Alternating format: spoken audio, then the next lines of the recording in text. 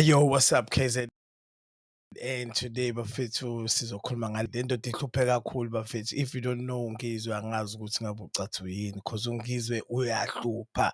uNgizwe uyishayile inhlamba, uNgizwe uthukile, but today sizomcongratulate later on the show about this new show ayitholile. Ukhumbule ukuthi uNgizwe benenye yakhe i-show but engayona i-podcast but bekuthiwa nje iNgizwe Online, and ukhumbule ukuthi uNgizwe uke waba ne-radio station e-online kuthiwa iNgizwe Mchunu FM.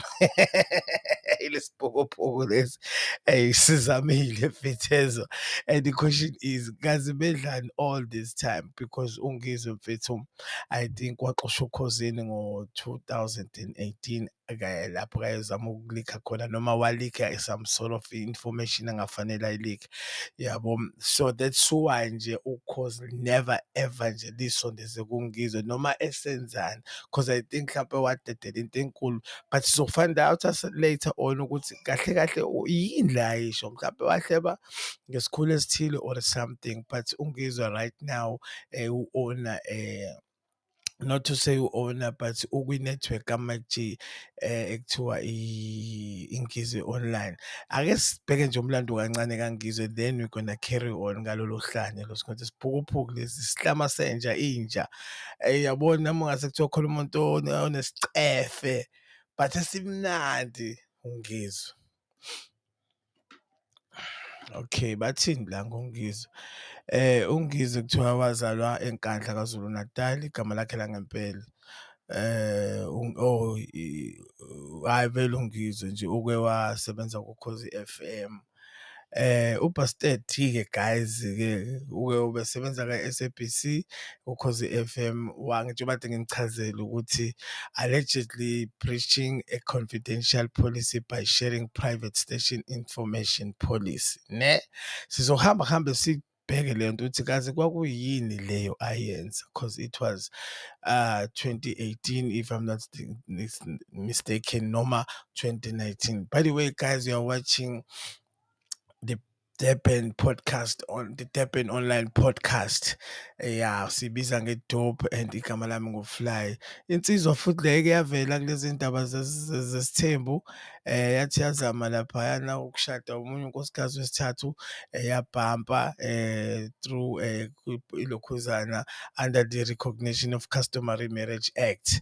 Wangaphusakwazi-ke ngoba unkosikazi wakhe uSiphelele Nxumalo took him to court ngo-2014 ngoba babekade bene-civil marriage. Angazi kwasho kwacima kanjani. So ungafunda nawe lapho ukuthi hhayi kunzima kakhulu. His marriage to his second partner uLindiwe Khuzwayo and his third partner uFlorida were consequently nullified by the court because Umchune had not complied with one of the requirements of the traditional African marriage, which stipulates that any man wishing to take another wife must first take an application to court to approve a written contract regulating the future matrimonial property system of the marriage. Damn. Umchunu bafethu-ke akagcinanga lapho, uke waba umuntu futhi ongathi uyaboshwa. Yakhumbula ngenkathi stapa wathini, wathi azikhale, zakhala ngempela. Incitement to commit public violence. Mchunu was a known supporter of former South African President Jacob Zuma before Zuma arrest and imprisonment. Umchunu was seen on guard outside the former president's eNkandla. Ukhumbule ukuthi uMakhi-ke ngoba naye waseNkandla of the president, or insisting the president would not go to jail. Ngiyakhumbula lama evele kuma-TV njani njani njani. So Umchunu-ke wagcina-ke accused of instigating and urging others to commit theft and violence during a press conference made in Johannesburg. Yes, charges were incitement to commit public violence. Ngomhla 19 July 2021, he handed himself over. Ayingasadabukisi-ke the magistrate, and then that had his bail application and released him. Considered the evidence against Mchunu to be weak, but required him to hand over his passport to the police in order to secure his release. Yabona nje uMchunu mfethu ayikho into angayenzanga. So guys, eh ezinye zezinto lezi Mchunu azenzile. Ukhumbule ukuthi uMchunu recently usanda kutshela wonke abantu aba-gay ukuthi yonke le nonsense abayenzayo, yonke lento abayenzayo iyi-nonsense. Angishongo ukuthi benze i-nonsense, but yonke lento abayenzayo iyi-nonsense. Anikwazi ukugqoka imvunulo yobukhosi ayibiza ngengubo yasezulwini ukuthi ingagqokwa enye indoda ezophinde futhi iqabule enye indoda igqoke leziya zinto zonke zemvunulo, bamhlaba bamhlikiza. Apparently uNgizwe doesn't have any platform after that because the gay community mfethu benza sure ukuthi bayamkhansela. Akasekho iNgizwe online, akasatholakali ndawo, but because lesi siphukuphuku sesilima sesiqashwe uMark G. Can you believe it?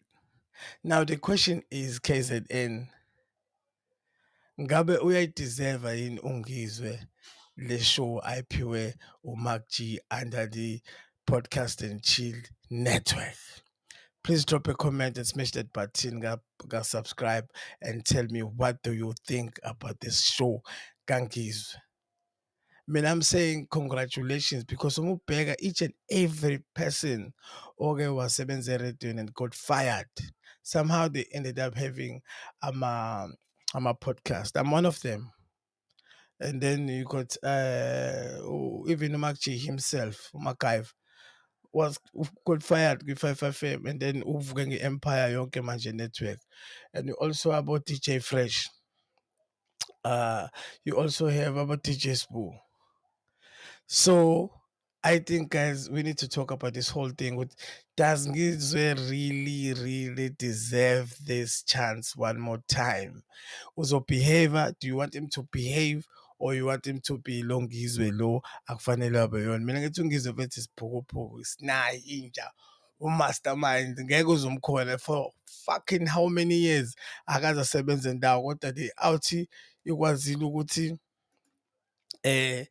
yenza umsebenzi wakubo ngeminikelo yabantu. Cabanga mfethu, ishayela imoto ubhazabhaza, bake bamphuca futhi le moto, yaphinde yabuya futhi le moto, yabo. And uke waphiwa unkosi yakaZondi uMancinza another car. Kahle kahle mfethu uNgizwe yini mfethu? Ngeke ngibuze nina mfethu, uNgizwe yini mfethu? Now uNgizwe sizombamba with the biggest network in Africa, almost the fifth or the second or the first one in Africa, or number one podcast and chill network. So guys, hit me up with comment section lapha and tell me what you think about this whole situation, Gangwize. By the way, you are watching the Depend Online podcast, DOP, the dopest show in KZN, if not the world. By the way, my name is Fly Motion. Please guys, subscribe and make sure to drop a comment and carry on watch more videos as of Velala screening. To do, wash away.